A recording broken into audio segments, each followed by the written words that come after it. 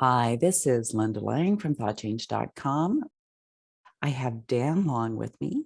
Dan is a psychotherapist, a somatic therapist, and a personal development coach. Welcome, Dan. Hi, thank you so much, Linda. It's great to be here.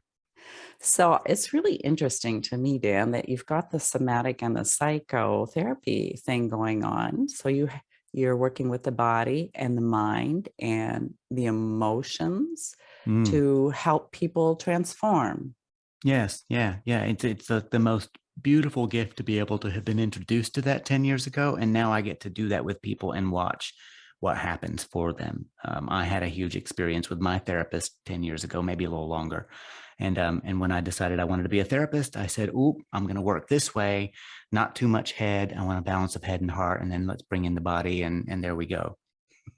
I think you've got a wonderful little trinity going on there because they're all really tools that our soul gets to express, and we don't actually use them as tools. We let our emotions run away with us or our mind, Mm. totally ignore the body often. Ooh. Yeah. Yeah, I think I had that blinkered way of being. I wasn't listening to my body. If I felt pain in my body, it was from something that had nothing to do with anything but the body.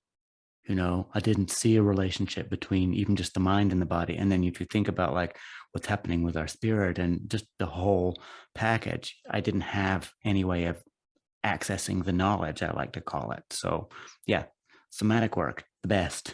Exactly, exactly. Can you define somatic work for anyone who's not familiar with it? Well, I can give you the definition that I use for myself, which is going to be personal, but there's a methodology that I've done some training in that I absolutely adore called Hakomi, and it is a mindfulness-centered somatic psychotherapy. So when we look at the body through examining what our the teachers I've had talk about what our troubles are, meaning what's going on in the mind, why am I depressed, why do I have anxiety, right? We get to a place where we stop asking what's the why. We don't need to answer that question just at the moment. Can we simply be with the thing that we're experiencing, the thoughts we have, and then the way those thoughts make us feel? And then if we tune in, right, this is where the somatic part comes in. Most of us, unless there's a disconnect, feel feelings and emotions in our body some way. Or when we sit with ourselves in a way that's very mindful, we notice tensions that might be related to the thing we've been thinking about. So the body is like the compass. Yeah, because it's very easy to go, I am depressed and totally identify with the depression by saying I am. When we move that to the side and we say, well, let's listen to what our body is doing here. The somatic part is that. And so the soma really is where the whole principle comes from, is going to give us our answers. So I try to keep it as light as that when I talk to people about it without getting too heady because I tend to be an overthinker.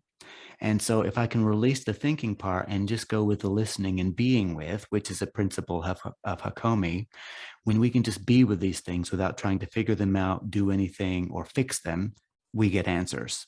The other way around, if we try to fix something, well, we get all in this sort of, how am I going to use this tool? And the how to is where we get stuck, rather than when we just listen to the body, right? When we ask the question, the body gives us the answer. I don't know if that answered your question or not. It was kind of a long way around the bush there. Well, I think it's perfect because it really gives us the whole idea or the whole scope of the kind of work that can be done using the body. I mean, I Mm, think our body is an amazing tool and it can be used not only to help us process our life experiences and our emotions, but also to guide us to make healthy choices. mm, mm. Guidance, yeah. I don't know what the type of work is called, but this idea that we can even ask our body questions. A friend of mine back when I was living in London years ago got a cancer diagnosis, and one of the tools she was presented with with this holistic doctor who was Ayurveda, Chinese medicine, and Western medical model, which is fascinating to me, was to ask the body yes or no questions and then watch, observe what the body tells you, and then use those observations to answer other questions. For example, should I be eating more turmeric?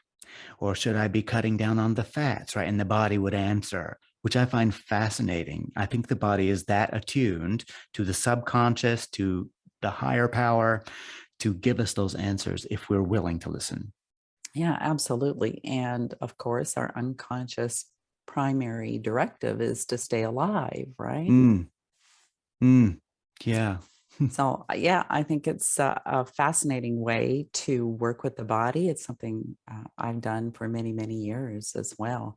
Now, you did also talk about emotions Mm, and mental busyness, let's say, affecting the body. There's mm, so much of that in our modern day lifestyle. Let's talk a mm. little bit about how we can actually carry the energy of these things and it becomes a weight for the body. Well, this is the thing.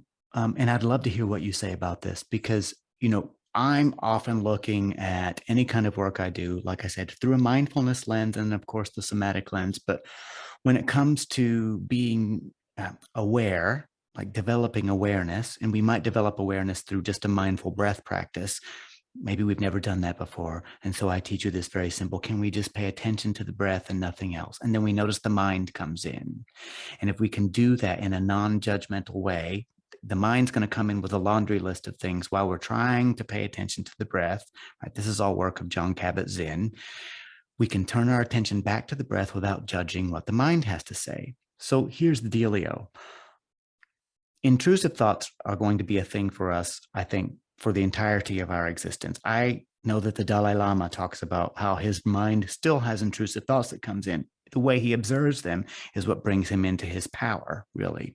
So if we can develop a practice of observing these things, it creates kind of a cognitive space between the thing that ails us, yeah, and our ability to have this meta awareness of it. And I think that's the first power point, right, that we can learn and that we can utilize. It's like witnessing the thought instead of being part of the thought. Oh, love that. That's a great way to put it. In fact, I'm stealing that from you. I'm always talking about having awareness of the thought and not colluding with it, right? But witnessing has a wonderfully gentle quality. I'm all about being gentle. We don't have to push anything. So if we just witness it, we're basically saying, oh, there you are. Come visit me at thoughtchange.com and learn what energy medicine can do for you.